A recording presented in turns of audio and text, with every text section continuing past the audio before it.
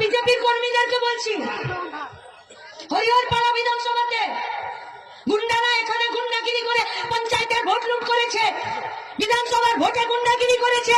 আর সেই তৃণমূলকে টাইট দেওয়ার জন্য বিজেপির পার্টি, বিজেপির কর্মী এবং কিছু সাধারণ অংশের মানুষ বিজেপির দিকে গেছে। আর তারা বলেছে তৃণমূলকে টাইট দেওয়ার জন্য বিজেপির পার্টিটার সঙ্গে একটু থাকতে হবে। আমরা বিজেপির কর্মীদেরকে জিজ্ঞেস করছি, ভাই তোমাদেরকে জিজ্ঞেস করছি, তোমরা কত টাইট দিলে যে অনুব্রত গরু চুরি করেও আজকে বেলে বাইরে ঘুরে বেড়াচ্ছে? বিজেপির পার্টিটা তোমরা কত টাইট দিলে তৃণমূলকে, যে চাকরি বিক্রি করে নিয়ে আজকে পার্থ চ্যাটার্জি প্রাক্তন শিক্ষামন্ত্রী বেলে বাইরে ঘুরে বেড়াচ্ছে? কত টাইট দিলে তোমরা? মিড ডে মিলের চাল চুরি করে নেওয়া রাজ্যের খাদ্যমন্ত্রী জ্যোতিপ্রিয় মল্লিক বাইরে ঘুরে বেড়াচ্ছে। তোমরা কত টাইট দিলে তৃণমূলকে, যে রাজ্যের সরকারি ভাইপো কয়লা চুরিতে এখনো পর্যন্ত জেল গেল না? তোমরা কত টাইট দিলে তৃণমূল কংগ্রেসের পার্টিটাকে, তৃণমূল কংগ্রেসের সরকারটাকে, যে 100 দিনের কাজের টাকা চুরি করে নিয়েও আজ অব্দি একজনও জেল খাটলো না?